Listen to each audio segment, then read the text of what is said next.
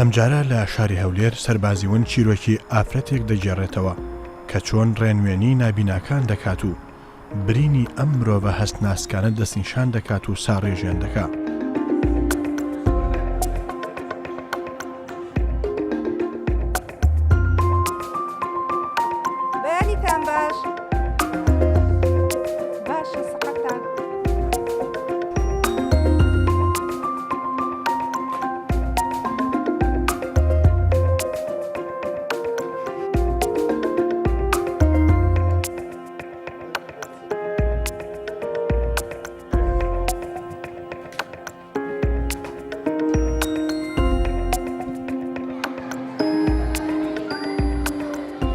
لەم پەیمانگایە سەدان قوتابی نابینا دەخوێن و فێری وانەی تایبەت دەکرێن. ئەم زانستە تایبەت و زەحمەتەش لەلایەن ژمارەیەک مامۆستا و توێژەرەوە دەوترێتەوە.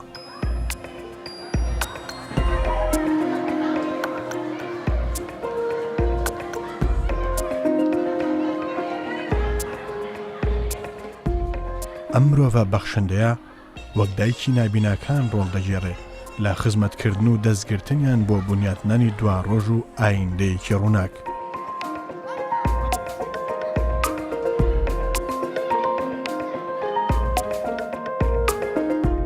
طبعا من لە ساڵی هەشتایەکان هاتمە پەیمانگای نابینایان کە یەکەم جار تەعین بووم لە پەیمانگای نابینایان تەعین بووم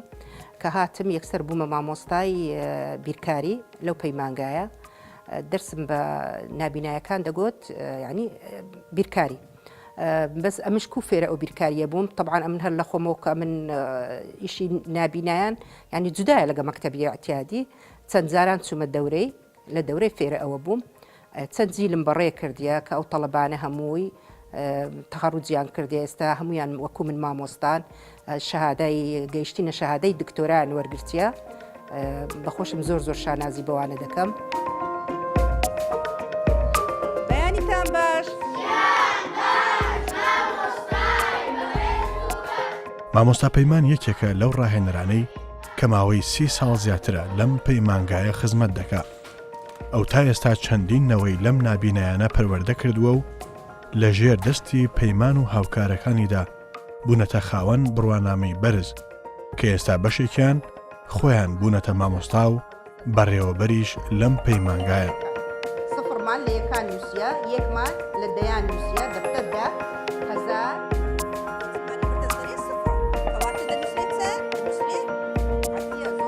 ئەم مرۆڤە دوای هەستکردن بە مەینەتی و ئازار و زەحمەتی ژیانی نابیناکان بڕیاریدا لەگەڵ خێزانەکەی شەڕی بەدەستێنانی مافی ئەم نابینایانە بکات و خزمەتیان بکات لە ڕووی پەروەردە و فێرکردن و ئاشناکردنیان بە دەوروبەر و ناسینەوەی ئەو شتانەی کە مامەڵەی لەگەڵ دەکەن تا لە زیان و سوودی دەوروبەریان ئاگادار بن. طبعا ئەمە کە دەرسی بیرکاریم دەگوتەوە لەوحە هەبوو، لەوحەکە ناوی لەوحەی تایلەر بوو، خاص بە نابینایانە. بەو شێوەیە ئەمن فێری ئەو تەڵەبانم دەکرد، ینی ئیشی دیشم دەکرد بێجگەلەوەی. ینی تەڵەبە هەبوو پێویستی بە یارمەتی بوو، ئەمن خزمەتیانم دەکرد، ئەو وەخت داخلی هەبوو لە کلەما. لە هەموو عێراقا 3 پەیمانگای نابینایان هەبوو، یەک لە هەولێر بوو، یەک لە بەغدا بوو، یەک لە بەسڕا بوو. ئی هەموو محافزەکان دەهاتن لە ئەوەی دەمان لە پەیمانگەی مەدەمان کە ئەوانی نزیکی یعنی هەولێر بوون، قسمی داخلیمان هەبوو. شەوان وام دەکرد ئەم دەهاتم سرم لە تەڵەبەی داخلی دەدا، حەسەبی یعنی ئیمکانیەتی خۆم نانم لۆیان دەهینا، خزمەتیانم دەکرد، نەخۆشبان ئاگام لێیان دەبوو. تەڵەبە هەبوو یعنی منداڵ بوون، یعنی ئەوانە نابینات چاویان نابینی، دەبینی ڕشک هەبوو لە سەریان. ئەمن بەخۆم دەرمانی ڕشکم لە سەریان دەدا، سەریانم دەهینا دەمشوشت، پرچیانم دەبڕی، ینی ئەوی ناڕێک بایە، سەدریانم لۆ دەدووری، ینی هەستم دەکرد نابینە جوزئەکن لە حیاتی من. ینی ئەمن کۆخ بەخۆشم، ینی ئەوەندە گەورە نەبووم کە یەکەم جار تەعین بووم، بەس زۆر زۆر نابینام خۆش دەویست، ینی هەستم دەکرد یەکەکن لە من. Hi Emma, and this is Mike. We are from MN Executive Festival newspaper. Can you ask one question? Sure, go ahead. We are doing an article about people as I like, dislike, so what are... یەکێکی تر لە کارە گرنگەکان کە ئەم مامۆستایانە دەیکەن بۆ نابیناکان تۆمارکردنی دەنگی مامۆستایەکانە لە کاتی وانەوتنەوە و دواتر هەر بەو جۆرە تەواوی پرۆگرام و کتێبەکان تۆمار دەکرێن و لە ڕێگەی کۆمپیوتەر و بەرنامەی تایبەتەوە دەخرێتە سەر ئامێری دەنگ تۆمارکردن تا بتوانن لە ماڵەوە بە گوێگرتن بیخوێن و پێیدا بچنەوە.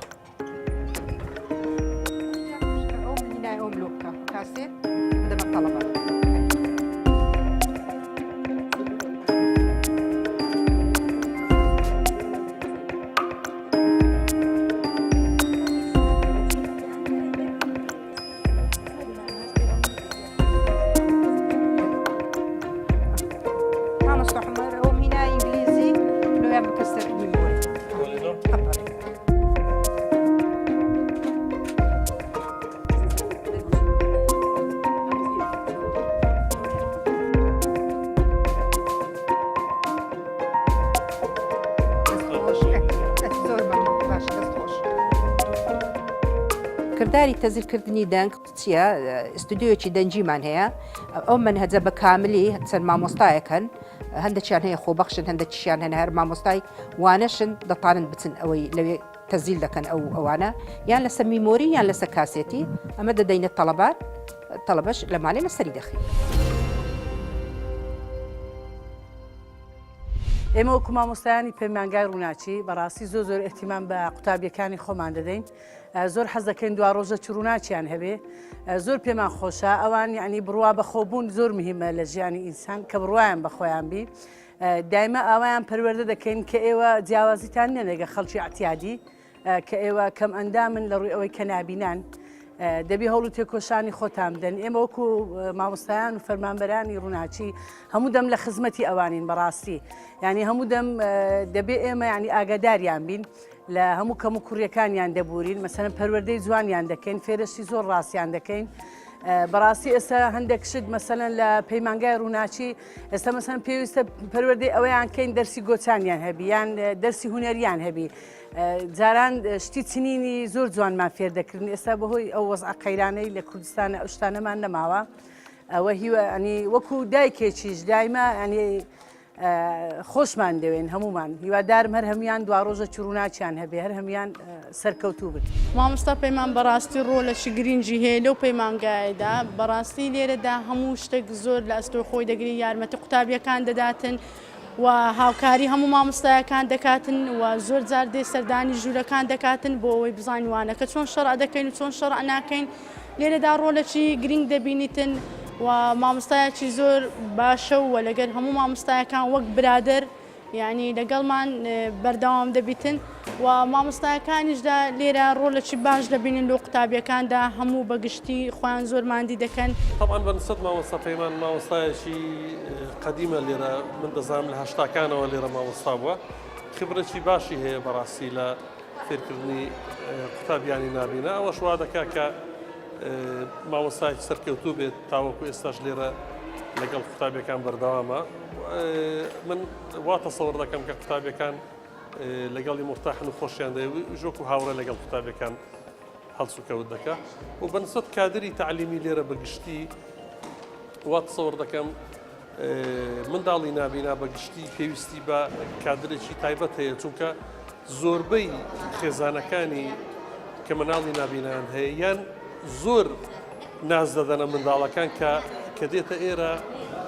دەتوانم بڵێم ئێمە ناتوانین هەڵسوکەوتی لەگەڵکەین وەکو پێویست، یان زۆر ئەحمالی دەکەن دەڵێنەوە نابینایە و هیچ فێر نابێ. ئەنجا بۆیە دەوری کادری تەعلیمی ئێرە و لەگەڵ توێژەرەکان و ئەوانەی تر دەورێکی زۆرە.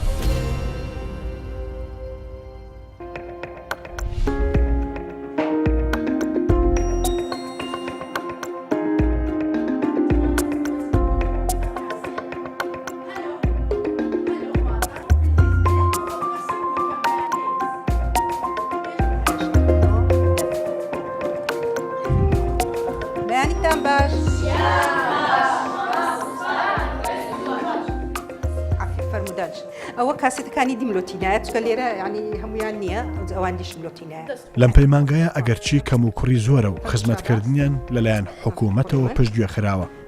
بەڵام بە هاوکاری کارگێڕی و مامۆستایان هەوڵیان داوە هەر چۆنێک بێ ئەم ئامێرە تایبەتیانە بکردن و بەدەستی بێنن، دواتر دابەشی بکەن بەسەر نابینەکاندا چونکە ئەوان نابینن تەنها دەتوانن گوێ بگرن بۆیە هەموو ئاوات و هیوا و داهاتوویان ئەو مامۆستا و ئامێرانەیە کە نزیکترین دۆستی ڕۆژانەی ئەوانن. لو خوێندنی پەروەردە طبعا بێتگە لە بیرکاری طبعا دەرسەکانی دیم یعنی دەرسە ئینگلیزی و عەرەبی و کوردی ئەوە بە برایل دەیانخی. خۆی برایل چییە؟ برایل کتابەکە بارزە کە بارزە ئەو کتابە شێوازی کەلیماتەکانیش یعنی جودایە کە جودانە بەخۆی خانەی ئەو لەوحەیەش ئیبرایلی ئەوان لە 6 خانە پێک دێن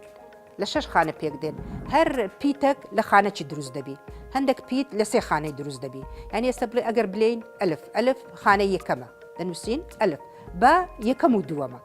ئاوایە لەو خانەنە ئەوانە طبعا ئەوانە زۆر زەحمەتە ئەوەی فێر دەبن دەبی هەموو دەستیان بگرین هەموو فێریان کەینەوە خانەی یەکە ئەوە خانەی دەیانە ئەوە خانەی ئەوە فێریان کەین ئەوە طبعا ئینگلیزی و کوردی و عەرەبی بە برایلی دەخینن وتمان ماتماتیکیش بە تایلەری دەخینین بەس ئێستا هەندێک پێشکەتین یعنی ئەلم پێشکەتیە هەستاین چمان دەکرد منهەجەکەمان لۆیان لە کاسێتی تەزیل دەکرد کە لە کاسێتی تەزیلمان دەکرد واجب بەیتی کە لە ماڵی پێی دەلێن بە فیلان تەڵەبەی دەلێن لەو لاپەڕە هەتا لەو لاپەڕە بخینە ئەو جە چ دەکەی لۆمان ئیشارەت دەکردن ئەوان دەچون بە کاسێتی جویان دەدایێ سبەی لە لۆمە دەرسەکەیان شەڕح دەکرد.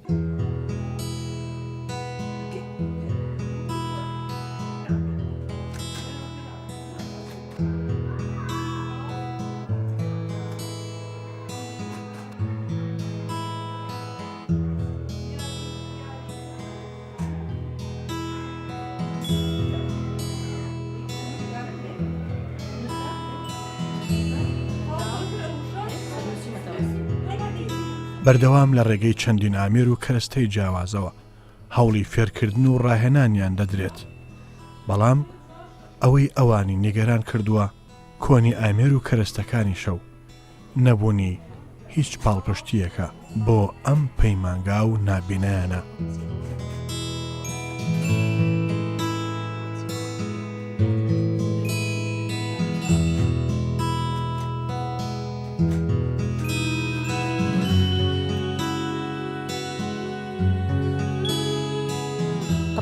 بینە ئینسانێکی زۆر دڵناسکن یعنی کە هیچ نابینن دەبێت و ببێت چاوانە یعنی ئێستا تو لە بۆ چرکەی چاوت قەپاتکە ینی بزانێت چت بەسەردێ ئەو ئەمە دەبی ببینێت چاوانە تیان بگەینین دنیا کووە ئەستێرە کووە ینی فێرەشتیان کەین یعنی لە نابینایە بیان کەینە بینا ینی ببینن ینی ئەگەر هەر بە تێگەیش ئێمە هەندێک جار لێیان دەپرسین دەلێن ئەنگۆ خەونی چ دەبینن ینی نابینە خەونی چ دەبینی ئەو زۆر مهمە لۆ ئەوەی یعنی کە ئەوانە هیچیان نەبینە چ دەبینن هەز دەکەن یعنی ئێستا لۆمان دەجێڕنەوە دەلێن ئەمە بەس دەنگەکە دێن یعنی ئێستا بڵێن دەڵێن ئەوە پشیلەیە خۆ پشیلە نازانن چییە بەس دەزانن دەلێن ئەو پشیلە هاتە یعنی ئەوە دەنگ لە دەنگەکەی اینجا ئەمە چ دەکەین دەینین شێوەی پشیلەیان لۆ دروست دەکەین اینجا بە قوڕی سناعی بی اینجا یان لە ئابەبی دەلێن ئەوە شێوەی پشیلەیە یان شێوەی ئینسان یعنی ئەو شتانە بە لەمس هەموو شتی بە لەمس دەزانن ئەوانە. لە پەیمانگای ڕۆناچی نابینایانی هەولێر مامۆستایەکان وانەکانمان جوان بۆ شەرح دەکەن و هەموو قوتابیان تێدەگەین و هیچ لە یەکمان لە مامۆستایان دەستخۆشیان لێ دەکەین و هیوادارم هەموو قوتابیان لەوانەکانیان زیرەک بن و تا سەرکەوتوو بوون. بەڕاستی من سوپاسی سەرجە مامۆستاکانەکەم کە زۆرمان دوون لەگەڵ ئێمەیە زۆر یارمەتی تەڵەباکەن دەستیان ماسەکەم سوپاسیانەکەم مامۆستا پەیوانیش ڕێزی تایبەتم بۆی هەیە هیوادارم مامۆستا پەیمان و سەرجەم مامۆستایەکان سەرکەوتوو بن لە کارەکانیاندا. ئەمە زۆر سوپاسی پەیمانگای ڕووناکی نابینایان دەکەم چکە دەرس و توشتیان بە ئێمەیان دەگووە من هەر زۆر سوپاسیان دەکەم ئەگەر ئەوان لێرە نەبوونە ئەمن کو ئێستا دەرسم دەخیندیە باشە ئەم قوتابخانەیە لێرەیە ئەجیرە من کو ژیانی خۆم بەسەر دەبێت. سپاسی مامۆستا حەسەن و سپاسی سەرجەم کارەکەرەکان دەکەین و هەروەها ئێمە زۆر دڵمان خۆشە لەم پەیمانگایە هیوادارینکەوە هەمیشە ئەوها بمینێتەوە هیواشە هەموو هیوادارینکەوە ئەو پەیمانگایە بێتە ڕووناکیەک بۆ نابینایان بۆیە ناویلێنرا و پەیمانگای ڕووناکی نابینایان.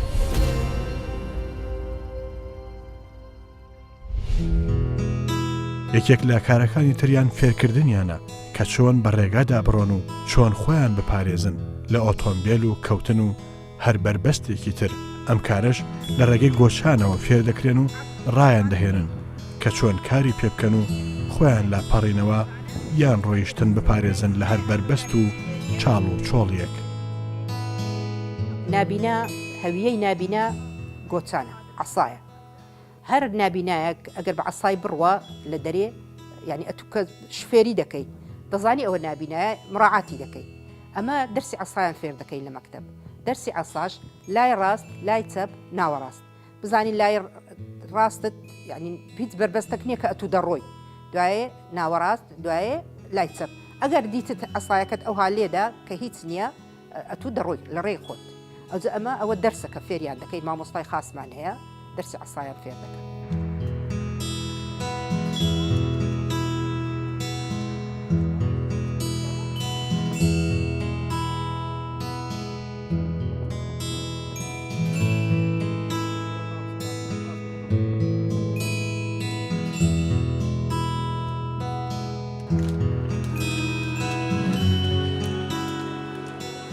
کە دەبینی تەڵەبە هەر لە داخلی مەکتەبێ دەبی بەڕاستی دەبی ئەمە لەوێ و ئاگامان لێبی ینی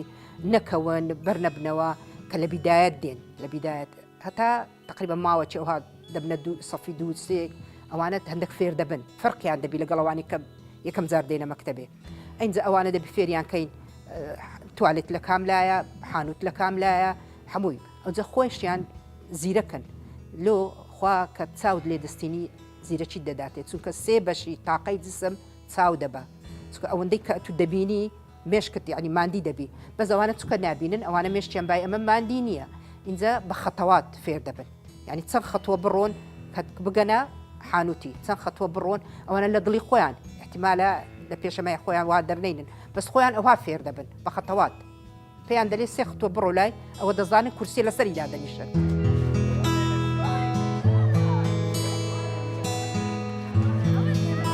ئەو خاوەن پێداویستیە تایبەتانە توێژێکی هەستیارن و پێویستیان بە زۆرشت هەیە تا بتوانن درێژە بە ژیان بدەن و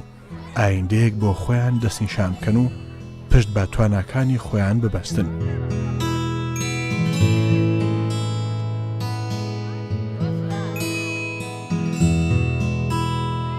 زەحمەتی کاریمە طبعاً زۆر زۆرە ئەوانە نابینن دەبی ئەمە ببینە چاویوانە ئەو شتکە دەزانین ئەوی دەبینین ئەوی ڕۆژانە معانات هەمووی دەبی ئەمە لەوانە بلێن ینی بلین دەبێن ئەوە وهایە ئەو هابوو یعنی هەموو شتەکانیان دەبی لۆ بلین ئەو معاناتی مەیە زۆر زەحمەتە لۆمە.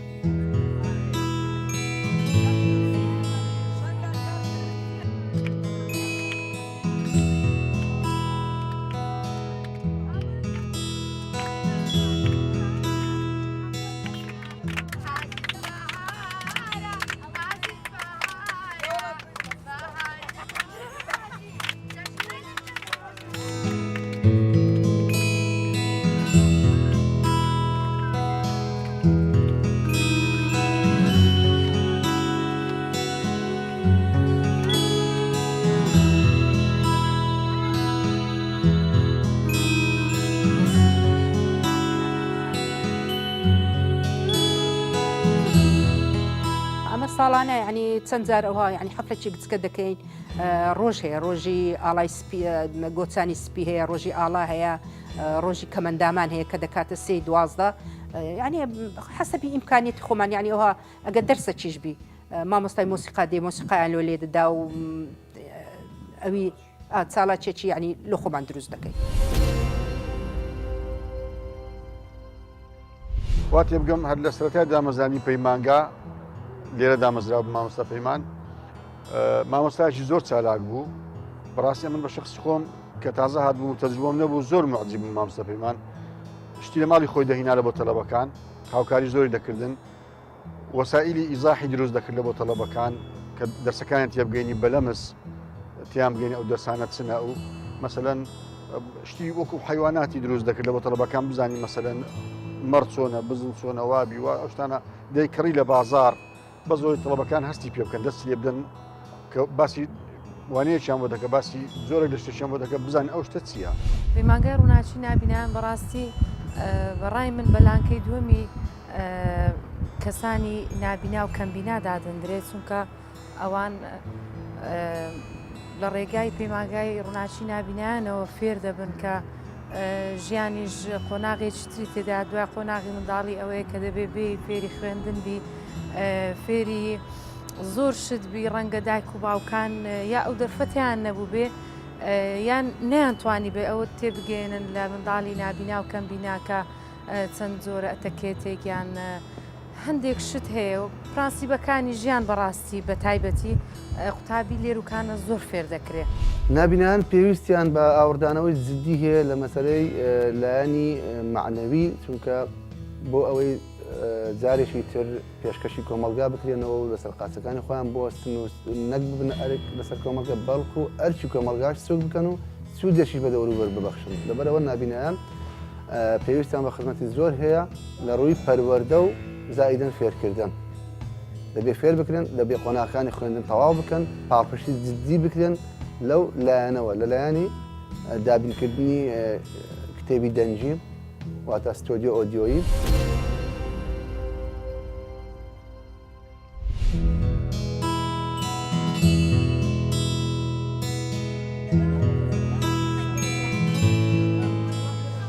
ئەم توێژە بارودۆخیان زۆر تایبەت و هەستیارە. ئەوان لە دنیایەکی جیاوازدا دەژین. ئەم ژیانە جیاوازەش پڕەتی لە کێشە و گرفت و تێنەگەیشتن لە داواکاری و حەز و ئارەزۆکانیان.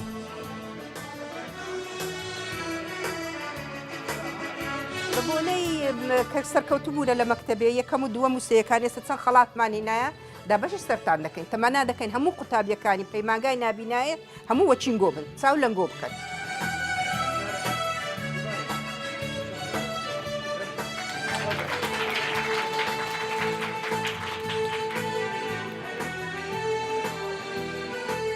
بەنسبەت چاڵاکی ئەمە ساڵان چەند جار ئەلی چاڵاکی دەکەینەوە چی ڕۆژی کەمەندامانەوە چی ڕۆژی ئاڵاوە چی ڕۆژی گۆچانی سپی ئەسای سپی ئەمە چاڵاکی دروست دەکەین یعنی لۆ ئەو تەڵەبانە ئەو تەڵەبانەی کە سەری ساڵ کە یەکەم و دووەم و سێیەم دەبن هەموو خەڵاتیان لۆ دەکڕین لۆ ئەمە ئەوانە تەشجیع دەکەین لەبەر ئەوەی کە طلبەکان دیش چاولەوانە بکەن و چوانە زیرەک بن زمانی زووش چمان دەکرد طبعا ئەوەمان هەبوو دەرسی سناعەمان هەبوو دەرسی سناعە ئیشی دەستیان دەکرد ئەمە ئەو معرەزەمان دەبردا بەغدایە ینی ساڵانی هەشتا ئەمە لەسەر هەموو عێراق ئەمە یەکەم بووین کە وەلو بە ئیمکانێتی کەمەوەش بەس ینی زۆر زیرەک بوون.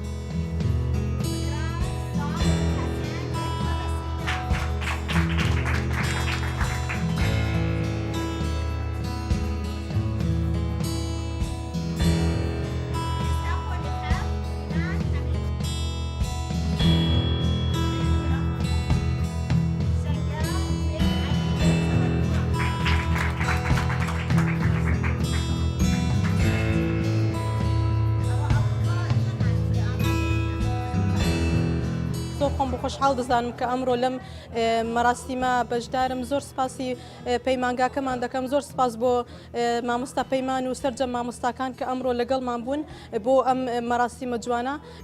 سپاسیان دەکەین بۆ ئەم خەڵاتانەی کە پێشکەشی قوتابیانی دەرچوو یەکەم و دووەم و سێمیان کرد ئێمەش هەوڵ دەدەین بە پێی توانە بە هەموو هەوڵ و توانامان هەوڵ دەدەین کە بخوێنین و ئەممان دووبوونانی ئەوان لەبەر چاو بگرین. بەڕاستی ئەو مامۆستایانەی کوانە بە تایبەتی هەمویان زۆر زەحمەتیان بۆ ئێمە کێشاوە من خۆم لە پۆل یەکەوە لێرە بوومە دەستخۆشی لە هەمیان دەکەم بەڕاستی مامۆستا حەسەنی زۆر پێمانەوە ماندی بووە دەستخۆشی لێویش دەکەم مامۆستا پەیمان یعنی ئەویش کوبری هەوڵی زۆری دایە و دەستخۆشیان لێ دەکەم.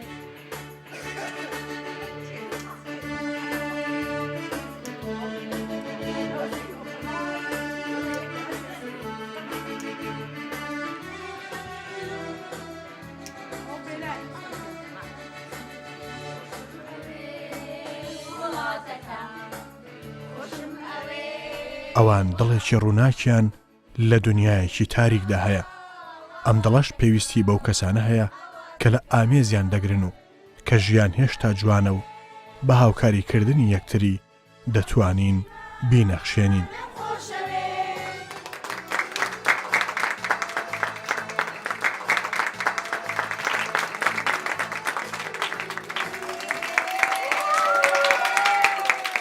طبعا ئەگە هەمومان هاوکاری یەکتر نەبین یعنی ئەمە ناتەنێ چاڵاتیانە دروستکەین بەڕاستی یەکەم زار مامۆستا حەسەن بانگمان دەکات چەند کەسێکی بانگ دەکات دەڵێ وەرن ئەمە ئەو ئیشەمانەیە ئەنجا ئەمە بە ئیشەکەی هەڵدەستی دوایە هەر بە هەمومان بە چاودێر و بە مامۆستا و بە باحیس و هەمومان ئەمە یارمەتی ئەو تەڵەبانە دەدەین کە ئەو حەفلە گچکەیان لۆ دروست دەکەین دیارە پەیمانگای ڕووناچی نابینەوانی کوردستان لە 37 ساڵی ڕابردوو خزمەتێکی گەوری بە توێژی نابینیان کردووە لە پەروەردە و فێرکردنیان ئەو ئەرکە پیرۆزەش بە پلەیەک لە سەرشانی مامۆستایانە کە مامۆستایانمان دەورێکی کاریگەریان هەبووە لە پەروەردە و فێرکردنی قوتابیانی نابینا من یەکێک لەو نمونانم کە پەروەردەیان کردم و فێریان کردم مامۆستا پەیمانیش لە ڕێزی مامۆستایانی دیکە کە 38 ساڵ لەوێ بەردەوام خزمەتی کردی بەبێ پچڕان تەمەنێکە و دەبێت ڕێزی لێبژێ من لە 2014دا لە مامۆستا پەیمان و 14 مۆزەفی دیکە وەکو ڕێزێنان ڕێزم لێگرتن چونکە ئەرکێکی پیرۆزیان لە سەرشانی بۆ ئەدایان کردێ لە ساڵانی ڕابردوو لەبەرەوە دەوری مامۆستایان لە پەیمانگای ئێمە دەورێکی زۆر گرنگ و کاریگەرە و نیان هێشتووە ئەو بارودۆخە ناسەقامگیریش کاریگەری لەسەر پەیمانگا دروست بکە یان لەسەر ڕەوتی خوێندنی نابینیان دروست بکە بۆیە من لێرەوە پڕ بەدڵ سپاسی هەم مامۆستا پەیمان و تەواوی مامۆستایانی پەیمانگاکەمان دەکەم کە بە لە خۆ بردووانە و بە خۆ بەخشانە و زۆر ئازایانە شانە داوەتە بەر ئەو خزمەتە گەورە چونکە ئەرچی پەروەردە و فێرکردنی نابینیان ڕەنگە ئەرکێکی قورستر بێ لە خەڵکی چاوساخ لەبەرەوە پڕ بەدڵ سپاسانەکەم دیاری بەرنامەی سەربازی ون لە کوردستان 24 پێشکەشە بە مامۆستا پەیمان لە بەرامبەر 38 ساڵ خزمەتکردنی بە قوتابیانی نابینا لە پەیمانگاکەمان ئومێدەواری نمونەی زۆر بێ و هەر سەرکەوتوو تەمەندرێژ بێت.